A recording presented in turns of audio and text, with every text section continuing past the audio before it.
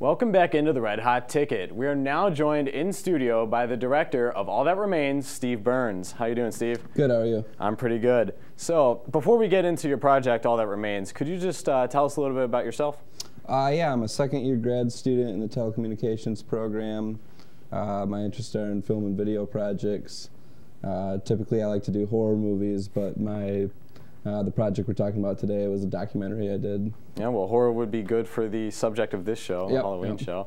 So, for All That Remains, it's kind of an unusual sort of idea for a documentary, the alternative burial methods. Can you talk a little bit how this project kind of came together, how the idea came up?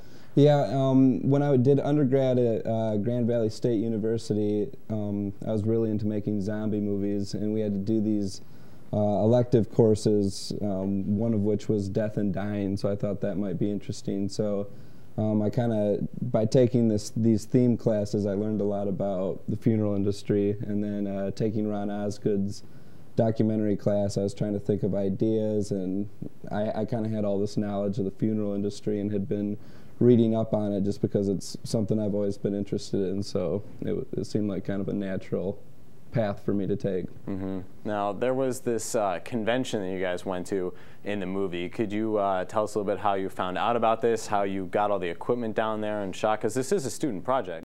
I heard about this symposium through the author of a book called Grave Matters by Mark Harris. He introduced us to the symposium, and what it was just a bunch of people going in, and people that were approaching death and people that were advocates for the environment all just kind of got together and talked about more friendly methods of burial for the environment as opposed to embalming and cremation. Their whole kind of thing was the best way to go about it was just the way that it's been since the beginning of time, just putting people into the earth without first filling them up with chemicals and then putting them in a huge concrete vault and putting it in the ground. They're more so just kind of the burlap sack or the pine box type of method, and let nature take its course, let the bugs get to you.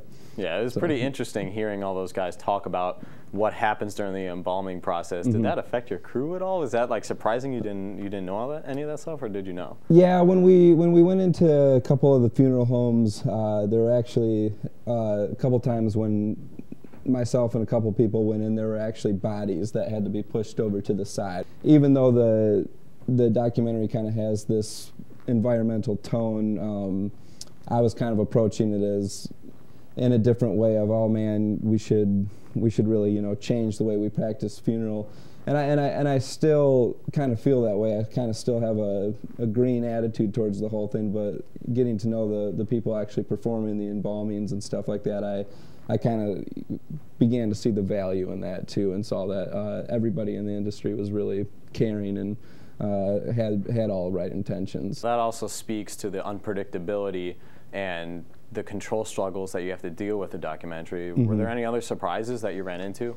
Just working with the funeral industry, we actually had probably somewhere between 5 and 10 shoots canceled just because if someone dies, these people have to take care of the remains of the body for the family members that are paying them, and out of respect for the body. So we had a lot of shoots canceled last minute. Now, when I first started watching it, I didn't really know that there were so many different ways that you could do that, and this really piqued my interest. So for the other people that are interested in this, how can they watch it? Where is this being shown? It's going to show at the River's Edge Film Festival in Kentucky, and then the plan is to have it air on TIU sometime soon, so we're hoping.